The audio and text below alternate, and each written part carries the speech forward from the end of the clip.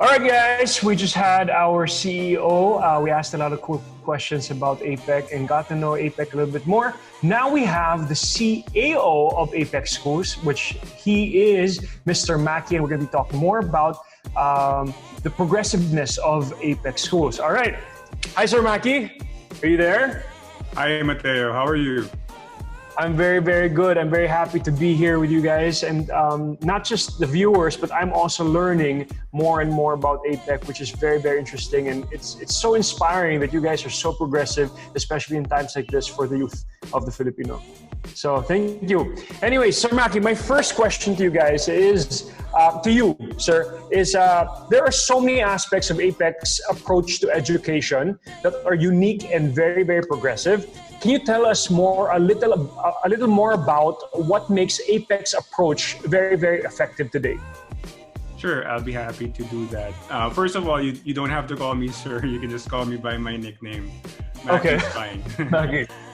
So I think, Matteo, first is that here at APEC, we have a clear and common understanding of what it is that we're trying to accomplish, what our goals are. Okay. And these are, number one, to make sure that our students are ready and able to pursue higher education and be able to actually get into the college or university of their choice.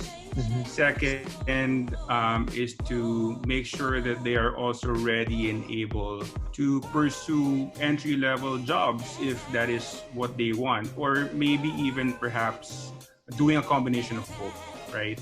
And so usually that's a good starting point, beginning with the end in mind. And the next question becomes, okay, then how can we make that happen, right? We know that building solid academic foundations is important, but just as important is the development of 21st century skills. These are skills that you can bring with you and take with you even outside of the academic environment. So for example, communication skills, right? Communication skills is something that you apply almost every day. And you might find yourself in a situation where you would have to communicate using the English language. So here at APEC, we put our students in a situation where we have an English immersive environment where they would be able to practice communicating in English. The first time they do it, it's not going to be perfect. They will make mistakes, but it's okay. They'll be guided, they'll be given feedback, right? And along the way, through repetition, they build a certain level of proficiency. Another example is logical thinking. I'm sure you've encountered mathematical problems in the past, right? Let's not talk about that more. How is math taught, right? Usually, you're being asked to memorize a bunch of formulas and so on and so forth, right? And the way we do this here is we don't emphasize so much on the memorization of the formula.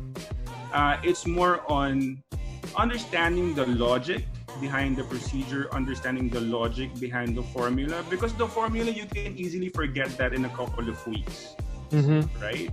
In fact, now you can just Google the formula, but if you understand the logic behind the math, then it doesn't matter, 5 years from now, 10 years from now, you would still be able to solve that problem, right? And so building these 21st century skills is very important, and it's being integrated into our curriculum. And finally, is all of these things are anchored on the constructivist learning theory, which we follow. That's very nice, no? That's very nice on what you said, especially na, I remember back in high school, lahat ng mga theories, yung sabi namin na, kailan ba natin gagamitin to? Exactly. Diba? Magagamit ba natin to? Diba? So I always thought, no, it's just exercising the brain today. And come years after, kailangan na gamitin, nalimutan na, di ba?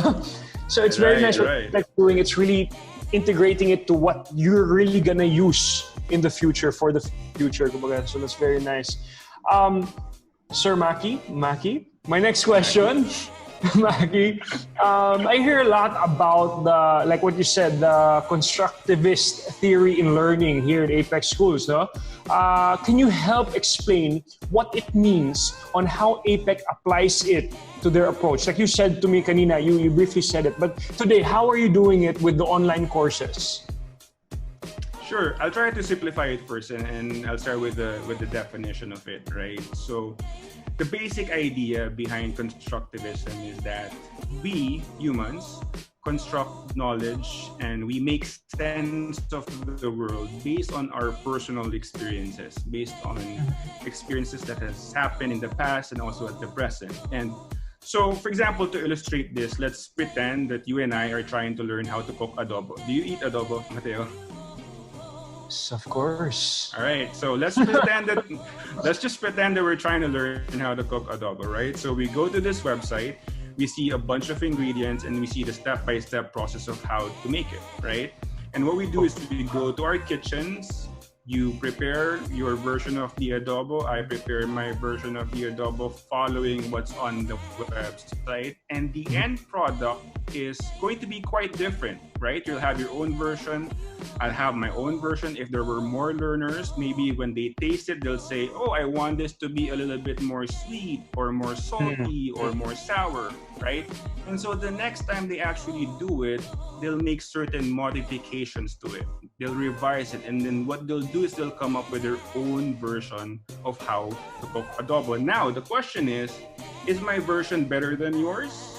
Or is your version better than mine? Is mine correct and your version is wrong? Not exactly, right? It just so happened that our experiences are actually unique, right? And so we had our own version of how we made that dish. The second principle to be gleaned from this is that experience is truly a great teacher, right? That just if you go to the website, you follow the ingredients, you read about it, and not cook it, are you going to learn? Definitely not. You actually have to do it. And that's why we hear this learn by doing, experiential learning all the time. Because it's true, right? The greatest teacher is experience. And so what we try to do here at APEC is we try to incorporate and build as much real-world examples, cases, and simulations that they can apply even outside the academic environment. That's really awesome. That's so cool. Maki, you know, if we could bring back time, I'd be in APEC Schools for high school too. Awesome, no? Okay, going back to the question, APEC is at its core tech-enabled, no? What are some of the advantages of being tech-enabled in the approach to education? Yeah, you know, I think that education is transitioning into, you know, being digital, more e-learning, more online learning. Mm-hmm. And there are certain benefits to that, right? So for example, with online learning, you have access to, you know, an infinite number of sources. Before, I remember when I was still in school, my only source of information was my teacher and my textbook, right? And that's it. And then you go to the library. But now you actually have this abundance of information sources. So what you can do is you can cross-reference. Like if you don't trust the textbook or you're having you're second guessing this person, you can actually read or look at other sources online and cross-reference yourself and validate. So I think that's number one, the number of sources that are available to you. Second is that it's quite rich in terms of its variety of media. Before, when you were in school, diba, parang you just had a textbook and then you had your teacher.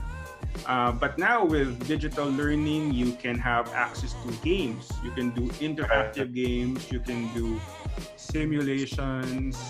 You can watch a video. You can listen to a podcast. So, you know, people have different learning styles or communication preferences, and, you know, the digital learning enables that. And I think finally is you also get to develop digital skills, which are going to be very important as you venture into your career in the future. Yep, that's very, very nice points. Sir Maki, I want to talk about the online courses which APEC will be offering and is offering, Agile and Flex. What are they and how do they differ? Yeah, so these are the two programs that we're offering as a response to the situation that we're experiencing here in the country. You know? So APEC Agile is our blended learning program. And what this is the reason why we refer to it as Agile is because it allows us to adapt to the changing conditions. You know, sometimes maybe there would come a time where face-to-face will be allowed, right? And if that is the case, this program would enable us to quickly move to that mode of learning. And so all of the students in this program will go back to the school and be able to do face-to-face. Now, if it's just going to be like 50% face-to-face and 50% online, that's also possible in this program. The other version, APEC Flex, is our own version of the homeschool program. Right now, it's available for grade 7 and 8, and we're working on the other grade levels. But the thing about homeschooling is that this is where the parents take a lot of leadership in terms of supervising, facilitating the learning experience for their kids. So what's the main difference between the two is that in a homeschool program, most of the facilitation of the learning experience is carried out by the parent, and in the Agile program, the facilitation is still led by the teachers of APEC. Okay. So, let me recap that. Agile is facilitated still by the teachers, and Flex is more of the homeschool scenario. Your parents are your teachers, correct? Yeah, I should add that we know also that some of our parents, Matteo, are busy, right? So they have their jobs. And what we did to sort of the burden on their part is we added a layer of support. So there will be subject matter experts, there will be course coordinators that will help out in the facilitation of learning experiences for their kids. Okay. Very, very nice. And I learned a lot from just talking to you, and I hope everybody out there is also learning and getting more inspired in what APEC has to offer to everybody out there. You know? So Maki, again, thank you very much. It was very nice talking to you. I hope to meet you in real life soon, one of these days. All right. Thank you very much, Sir Maki. And we have next existing students and their families, new enrollees coming up next only here. Stay tuned. Thank you.